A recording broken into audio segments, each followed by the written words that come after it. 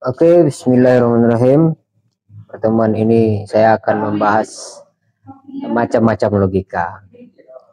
Pada dasarnya logika itu hanya dua macam ya. Pertama logika natural, yang kedua adalah logika artifisial atau logika buatan.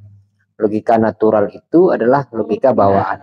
Nah, kali ini kita akan membahas dua macam logika ini. Oke, kali ini saya akan menjelaskan apa itu logika natural. Logika natural itu adalah logika bawaan setiap orang dari lahir. Sejak kecil dia memiliki pengalaman, kemudian semakin besar semakin sempurna pengalaman itu dan akalnya mengikut pengalamannya gitu. Kalau seseorang pernah memegang api, maka dia akan tahu api itu panas. Sehingga secara natural dia akan menghindari api supaya tidak terbakar. Itulah logika natural. Tapi hidup ini semakin kompleks gitu. Hidup ini semakin maju, banyak perkembangan, banyak budaya baru yang dulu tidak pernah kita alami. Sehingga di saat kita besar, banyak suatu hal baru yang kita temukan. Oleh karena itu, kita memerlukan logika artifisial atau logika buatan. Logika buatan ini lahir atau dibuat oleh manusia ada dua alasan. Pertama, karena logika natural itu tidak cukup kuat untuk menghadapi perkembangan zaman yang begitu pesat. Yang kedua, permasalahan semakin kompleks. Permasalahan hidup semakin kompleks. Antar hubungan, kita buang sampah saja, kalau dulu mungkin tidak begitu ngefek. Walaupun itu adalah persoalan yang sangat berpengaruh terhadap perkembangan hidup, tumbuh-tumbuhan dan sebagainya. Dulu itu tidak begitu ngefek karena masih alami. Hari ini kita buang sampah itu bisa menyebabkan banjir gitu. Nah, itulah contoh kompleksnya hidup. Oleh karena itu, permasalahan muncul, ekonomi, politik semuanya akan berpengaruh gitu. Oleh karena itu, logika artifisial ini menjadi penting untuk dipelajari. Dalam rangka untuk memudahkan kehidupan kita, untuk memahami begitu banyak persoalan yang kita hadapi, sehingga dengan logika artifisial ini atau logika buatan, hidup kita menjadi lebih mudah. Kita tidak perlu stres ketika bangun tidur melihat ada komentar di YouTube atau komentar di Facebook tentang diri kita dan sebagainya, atau ada orang yang bercerita tentang suatu kisah yang membuat kita tersinggung. Itu tidak mesti terjadi jika kita memahami logika artifisial.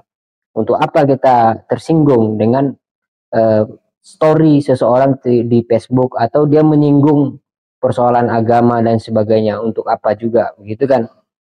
Itu kemudian kalau kita memahami logika artifisial atau logika buatan, manfaatnya sangat besar gitu ya.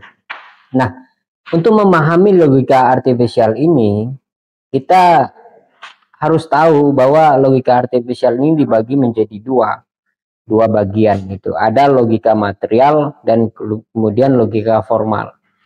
Mungkin kita mungkin sering mendengar apa itu premis mayor dan apa itu premis minor. Nah, kira-kira logika material itu adalah premis mayor dan logika formal itu adalah minornya gitu. Akan tetapi tidak sesempel itu gitu ya. Logika material itu adalah pembicaraan materi atau bahan-bahan atau barang-barang dalam realita berhubungan dengan pikiran.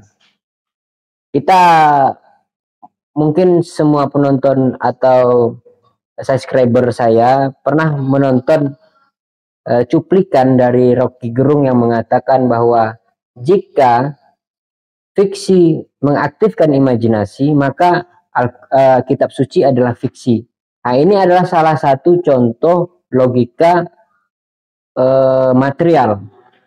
Kenapa logika material? Karena di situ ada benda, ada kitab suci, ada fiksi dan imajinasi sebagai premisnya, dan kemudian konklusinya adalah bahwa kitab suci itu mengaktifkan imajinasi, maka dia adalah fiksi gitu. Jika A adalah B dan B adalah C, maka C adalah A atau A adalah C begitu. Itu logika material. Kemudian logika formal. Logika formal itu lebih membentuk mempelajari bentuk pikiran, gitu. Bentuk pikiran. Nah, bentuk pikiran ini dibagi menjadi dua. Ada model tradisional, ada modern gitu. Tradisional itu terkadang logikanya itu tidak mesti kesimpulan itu berhubungan dengan tidak mesti kesimpulan itu berhubungan dengan premis. Misalnya ada mitos mengatakan jangan memotong kuku malam hari, maka orang tuamu akan mati. Kesimpulannya orang tuamu mati kalau kita potong kuku malam hari. Itu logika tradisional dan itu formal. Itu berlaku dan itu masuk akal gitu loh. Maksud saya masuk akal adalah kalimatnya, bukan antara premis dengan kesimpulan. Itu model tradisional. Akan tetapi ada model modern gitu. Logika formal itu berkembang mengikuti zaman. Modern itu lebih matematik gitu, lebih matematik. Pada akhirnya logika modern itu atau bagian dari logika formal itu mengkritik tradisional gitu. Yang dikritik bukan kesimpulan, tapi premis dari tradisional. Ketika motong kuku malam hari dan orang tua mati, itu tidak berhubungan sama sekali. Nah, kenapa? Karena logika modern ini, dia lebih simbolik. Dia bukan lebih simbolik, memang simbolik gitu ya. Atau dikenal juga sebagai logika matematik gitu. 1 tambah 1 sama dengan 2 gitu. Jadi tidak bisa 1 tambah 1 sama dengan orang tua mati, nggak bisa begitu. Itu logika tradisional yang mengatakan potong kuku malam hari itu orang tua mati, itu gagal premisnya, ditolak oleh simbolik itu. Tidak ada hubungan potong kuku dengan kematian. Nah, begitu kira-kira pembicaraan saya hari ini, mudah-mudahan bermanfaat. Wassalam.